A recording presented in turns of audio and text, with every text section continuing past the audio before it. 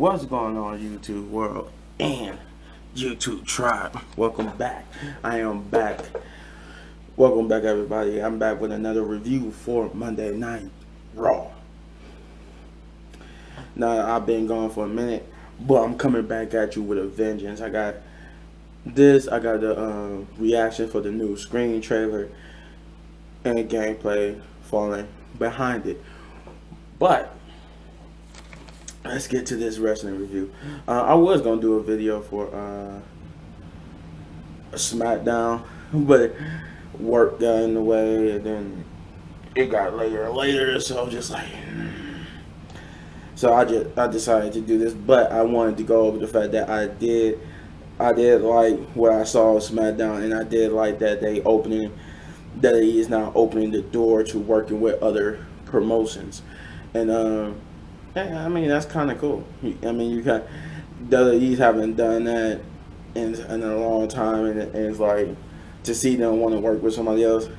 And if you don't know what I'm talking about, they bring it back. Mickie James, even after releasing her, they bringing her back for the Royal Rumble, and she's the current Impact champion. They even announced that on SmackDown, but that's SmackDown. This is Raw. So they start off Raw with like a Bobby.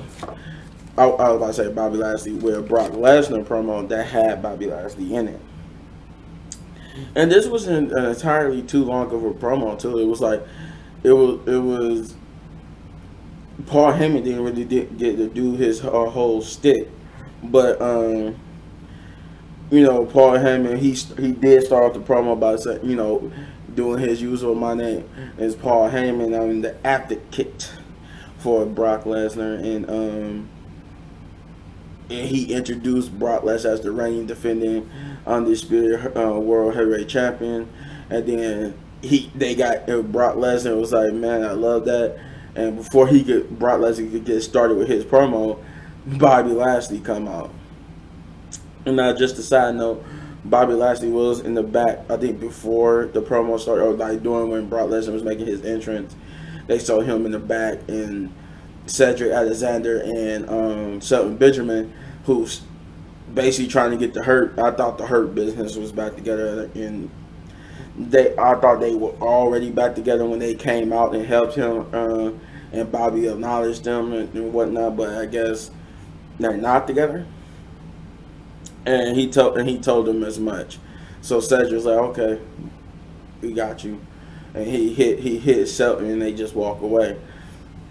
And so this will have a little payoff later on in the promo, where basically Bobby MVP, when they come out, MVP like mocks Paul Heyman by doing the same thing and introducing Bobby Lashley as the almighty Bobby Lashley, and then like Paul Heyman give the mic to Bobby Lashley, and Bobby Lashley just talked about how much he respects and how much he respects and how it's an honor for him to basically be in the ring with Brock Lesnar, set the spotlight with Brock Lesnar, and to look Brock Lesnar in the eye and tell him that you've been ducking me. I think he said ducking me and running from me for like 20 years.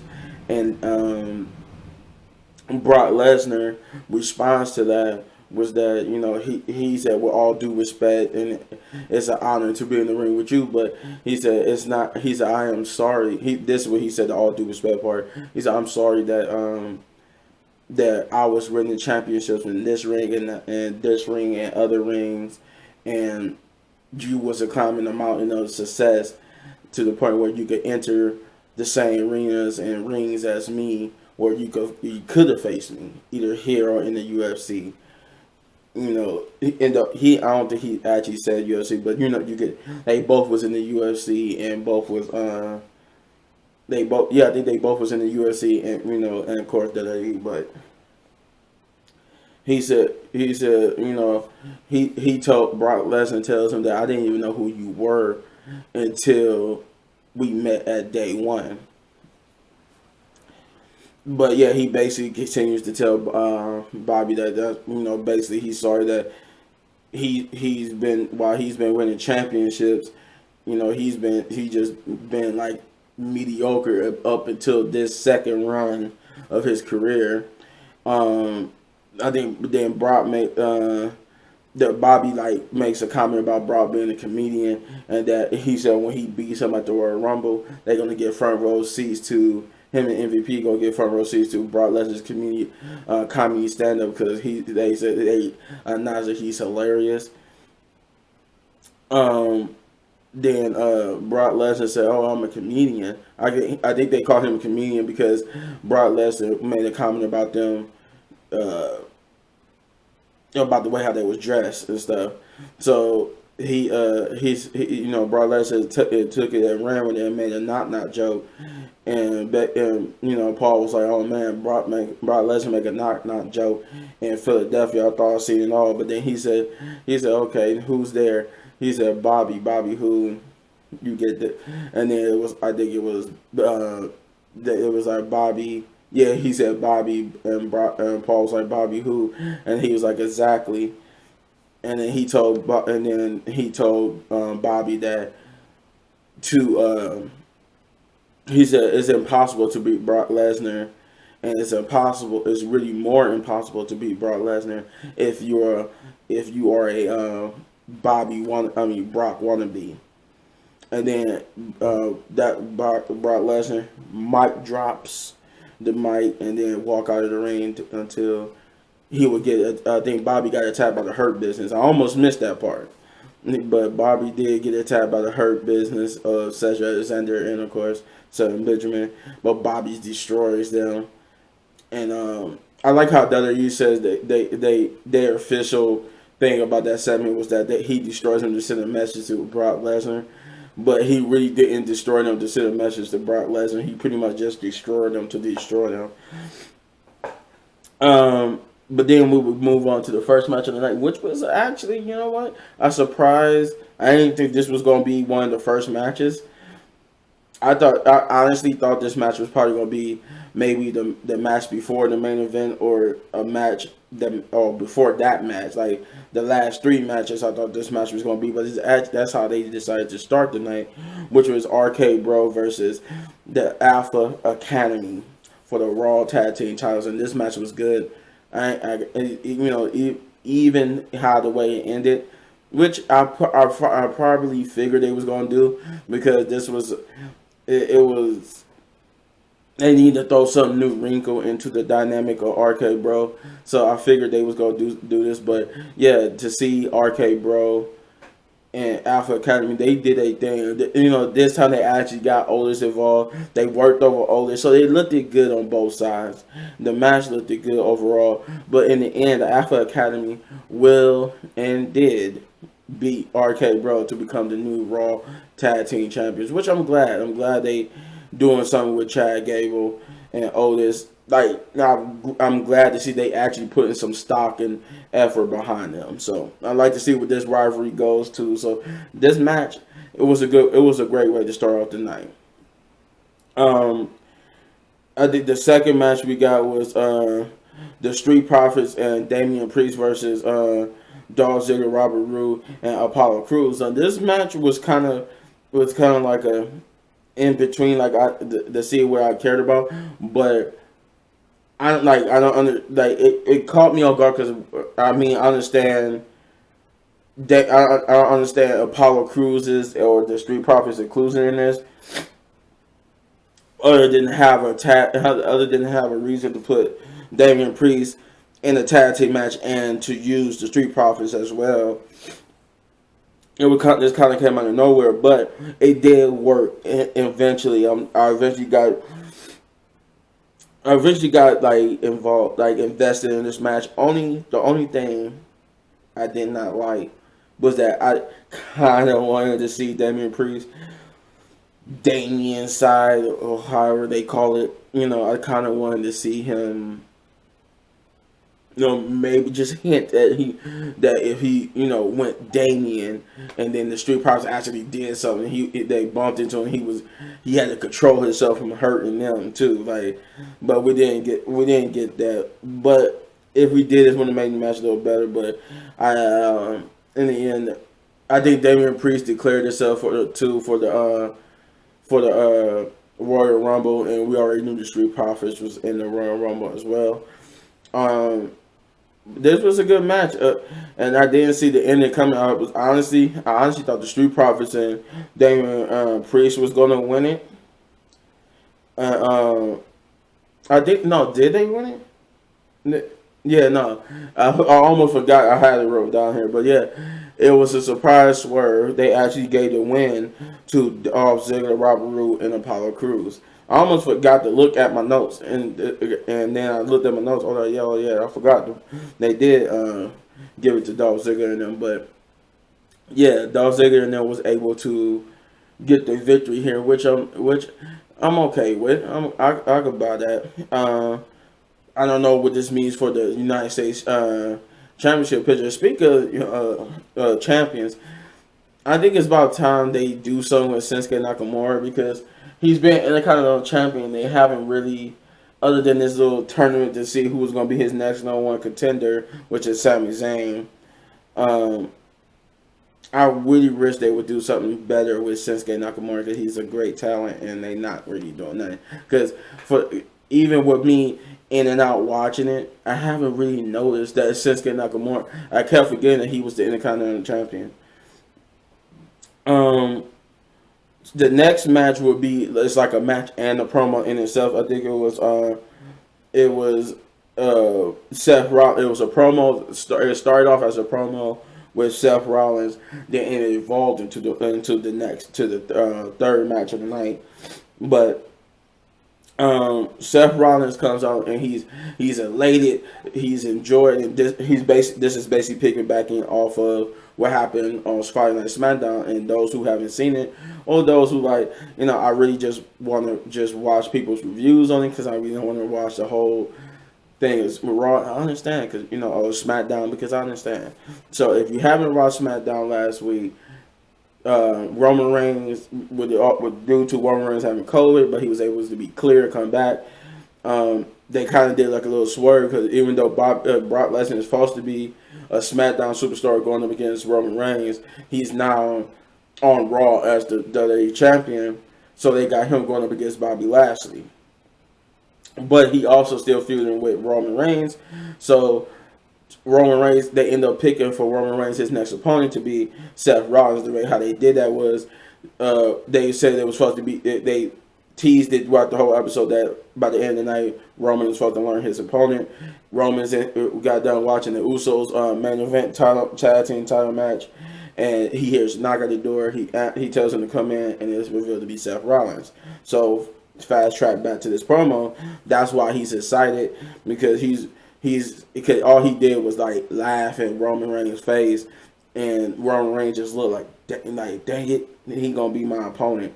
But now it was confirmed here that he is going to be facing Seth Rollins at the Royal Rumble. He makes a jab about not needing an advocate or special counsel, basically making a jab at Paul Heyman, because Paul Heyman made a jab at him about him and his wife. He basically, that's basically why he's excited. He tells the crowd that because of who he is, and that the fact that he's beating Roman every time him and Roman face, that he's going to become the next Universal Champion. And then Big E comes out. Big E he's also excited, and Seth Rollins a little thrown back, but he asked him, like, why? He said, why are you so excited for me? And he said, I'm excited for you because you're all of the championship caliber opponents. You're my favorite, and that he tells him that this is where he officially declares himself for the Royal Rumble, and that he's going to win the Royal Rumble, go on to the main event of WrestleMania to face the champion of his choosing.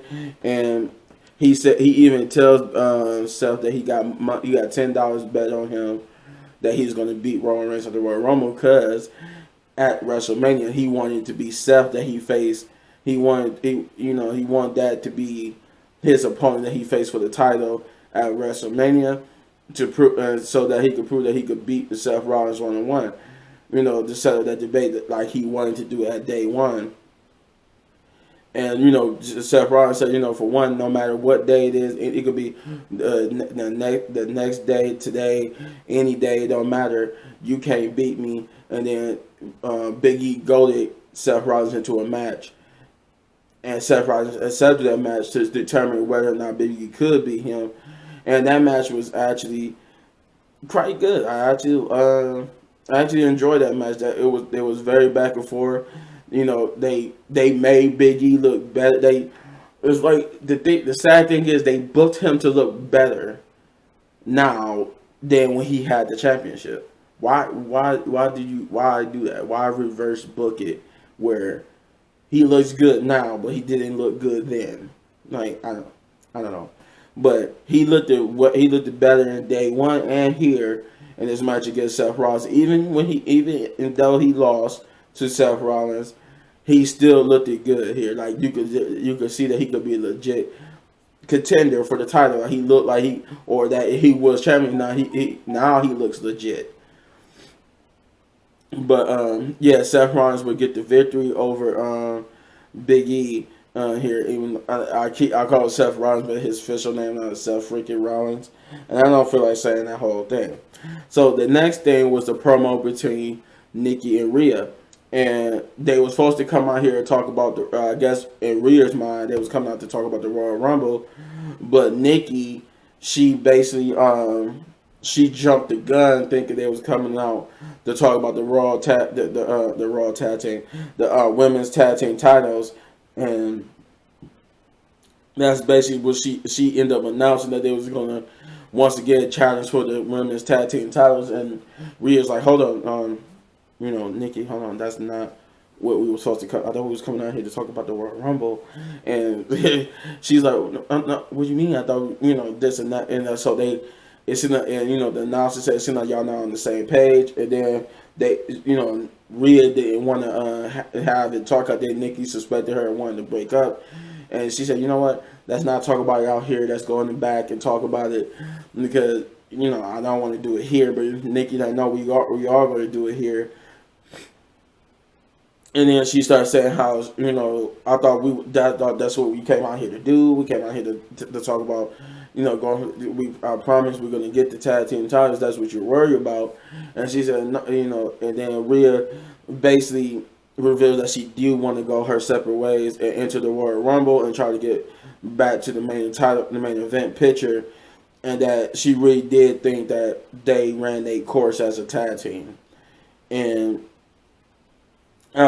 Nikki accused Rhea of basically giving up on her and not believing in her, and that it haven't ever occurred to her that she was the one doing Rhea a favor by sticking by her and doing this and doing that.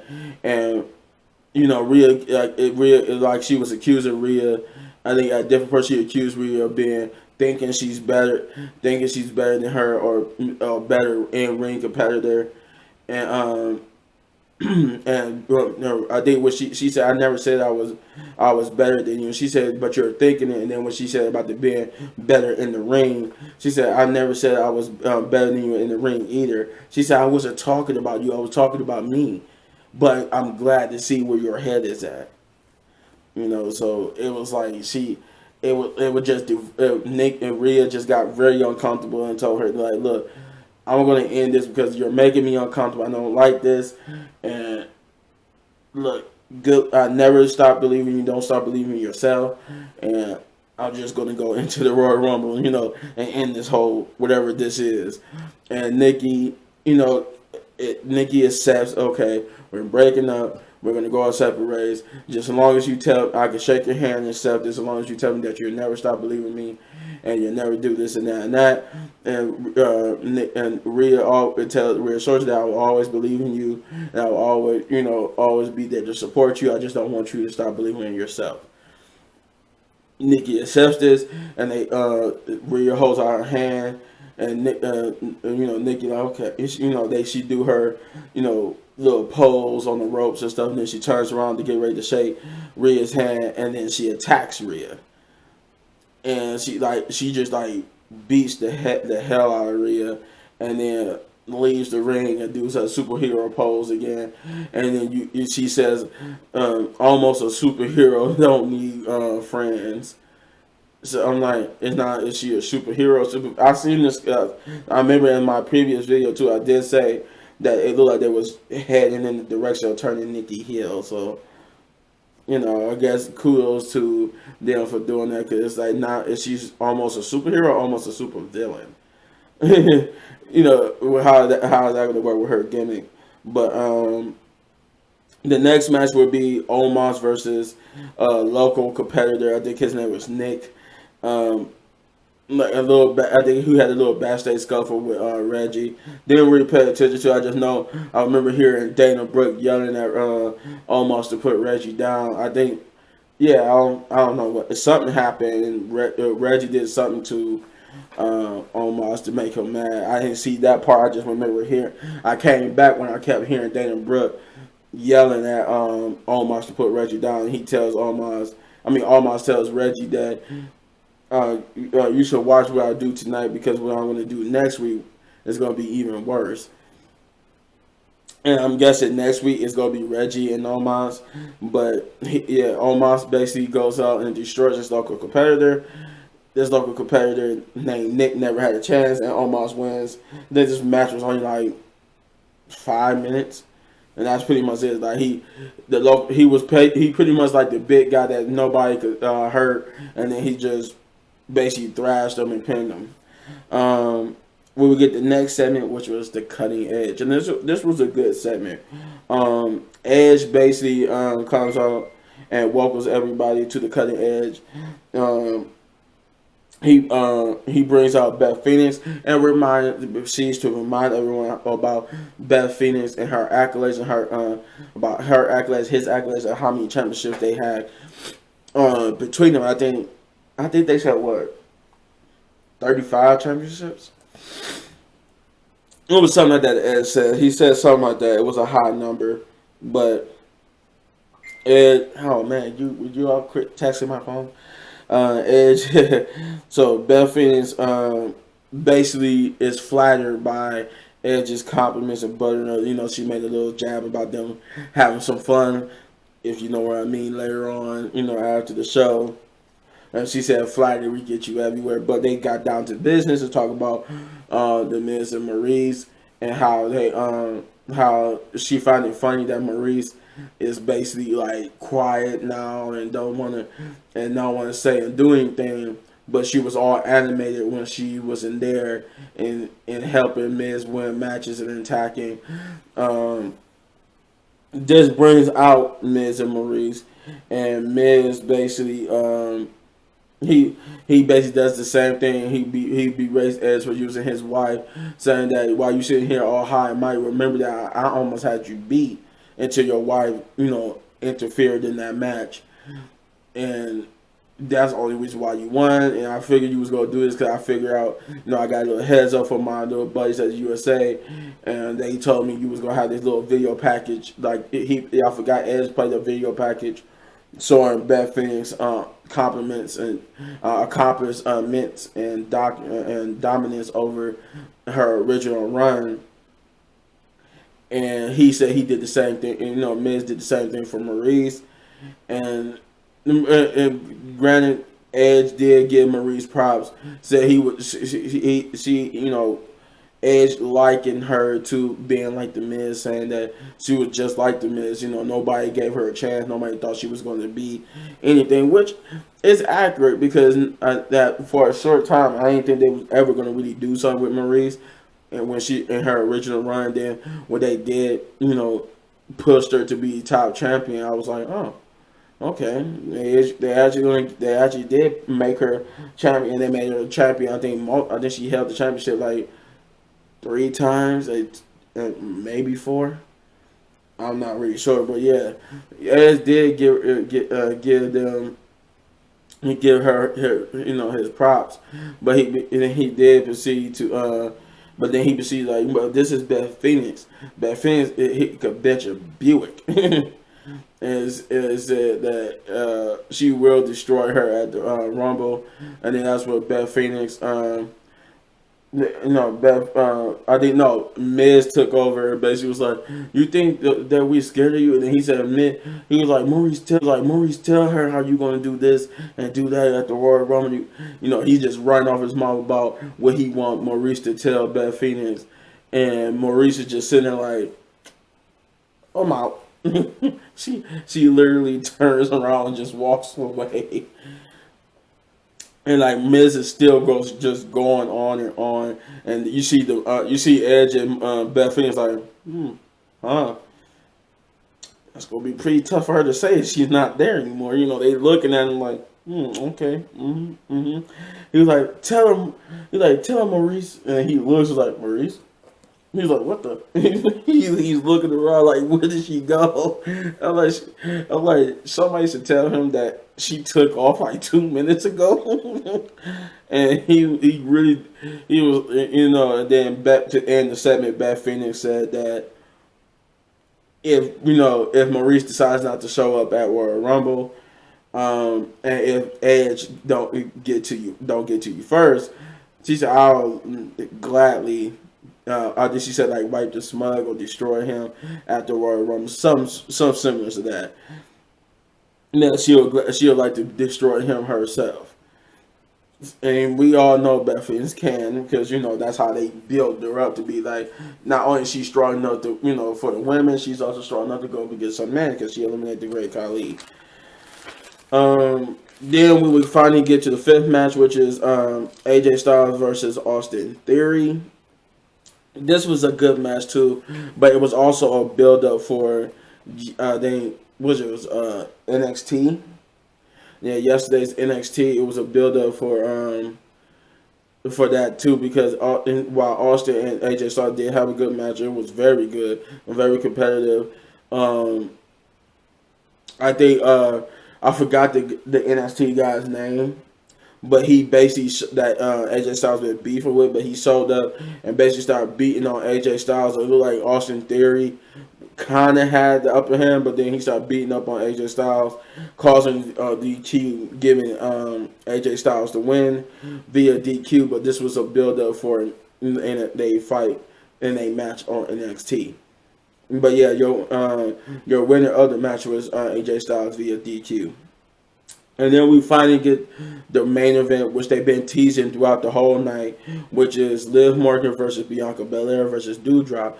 The winner faces Becky Lynch at Royal Rumble. Now, Royal Rumble being a marquee pay-per-view or premium live event, I did not see this winner coming.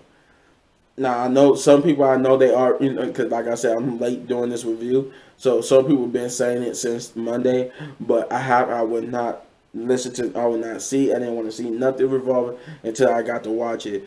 And I was genuinely surprised of who they pushed.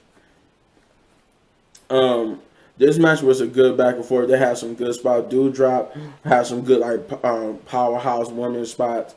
Liv Morgan even had a good spot where she was hitting like finishers on both Doudrop and Bianca Belair, and it looked like at one point she was going to win the match. Becky Lynch, I think Becky Lynch cut a promo too.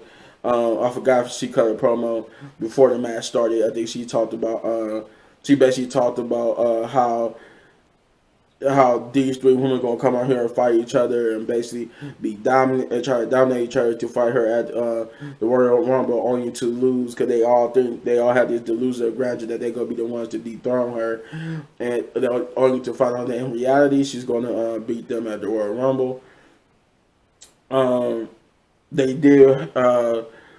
Then she said, "No, I'm gonna hand it over to the commentary team and let the girls come, and let's bring out the girls." And so she went to commentary. They brought out Becky Lynch and all them, and then that's what they had their little fight. That's what they had the match. Back to what I was talking about earlier, where Liv Morgan was like hitting finishers on Becky Lynch and on Bianca Belair and Doudrop. Doudrop hit some great moves on both of them. Bianca, not to leave Bianca out, she did some great things too as well. The finish came to where it looked like Bianca basically had the match won out, because I did forget how it got there. Cause I can't remember how it got there. When something happened where everybody was laid out. Like Dewdrop was laid out, Liv Morgan was laid out, and then Bianca would grab Liv Morgan and hit the KOD on Liv Morgan, and she was getting ready. She basically had the match won because Dewdrop was too laid out to get up and stop the pin, and then out of nowhere, after being on commentary all the whole time, after the 2 count, Becky Lynch would pull Bianca Belair out of the ring, and they would get to fight and brawl, and then Becky Lynch ended up taking care of Bianca Belair, which allowed Dewdrop to gain the upper hand on the still down Liv Morgan from the KOD, and she would hit her finisher on Liv Morgan to get the pinfall, making Dewdrop the winner. I didn't, I knew Dewdrop was going to get to this point eventually. I didn't think it was going to be now, but yeah, Dewdrop ended up winning the main event match to become the #1 contender for to go up against Becky Lynch. Now, I don't know how this is going to work because this is just like with Seth Rollins and Roman Reigns. These are 2 heels going up against each other. Dewdrop is a heel. Becky Lynch is a heel. So this is going to be an interesting match to see how this is going to work. And Becky Lynch would get in the ring, try to extend her hand to shake Dewdrop's hand. Dewdrop goes for it, but then Becky Lynch will just smack her and then try to hit the manhandle slam or the rock bottom on Dewdrop, but she couldn't do it. Dewdrop would overpower her and throw Becky out the ring and was like, yeah. See, we're gonna see what you got at the Royal Rumble. Basically taunting Becky, and Becky, who was all shocked and surprised, I think she had a moment I think they had a great spot in the match where Becky Lynch was surprised, and she was like, oh. But then she realized the camera was on her, and then she tried to get back like she wasn't really all shocked and impressed by it. And she did that here too, and after getting thrown out the ring by Dewdrop, she was like, and then when she saw the camera coming up on her, she she tried to make it like she wasn't like, okay, whatever, but it was like, nah, you feared that one. You made a mistake because you probably could have handled Becky Lynch or Liv Morgan, but you made a mistake allowing Dewdrop to win. But we'll see what happened at the Royal Rumble. This episode of Monday Night Raw was actually a decent episode. I mean, it's not nothing that I didn't really like. I think the only sour point. Yeah, I think the only sour part was the Omos match. That was the only bad thing on it. Like it was only bad because Omos is very green. You could tell he's very green, and that was like the only thing. Like I enjoyed literally for the first time in a long time. And it's not very often where everything besides one thing could be the bad point, and Raw has more bad points sometimes. And SmackDown does it as well. They both have they bad points where a lot of things was bad over what was good. But this episode only had one bad point, and that was the Omos versus the local competitor match. It was kind of boring. It was just basically the same old thing with Omos. Nobody could give him a run for his money. Nobody could really make him sweat, and he just ended up dominating. So, with that being said, I give this episode 8 big ups just because it was a very good, decent episode. Just like SmackDown, a builder, another even more of a builder to the Royal Rumble. And let me know in the comments down below what you thought of Monday Night Raw, and if you enjoyed Monday Night Raw, let me know that as well. If you enjoyed it, or what's your thoughts about it, let me know in the comments down below. And if you enjoyed this review, then hit that button right there in the upper right corner for all of my WWE reviews. And if you enjoyed this video so much you want to support the channel, because that's how I will be able to bring you premium content on a daily instead of spurred out like this, is you subscribe, like, hit that notification button, turn it all the way on, and share. Do all those great things for me, and I would greatly appreciate it. I would love you that much more for it, and it would help me bring you more content on a frequent basis. And as always, hit any one of these videos for more of my amazing content. The Chief is out, but I'm coming back with that reaction to the Scream, the Scream. I think it's called like the final Scream trailer. Peace.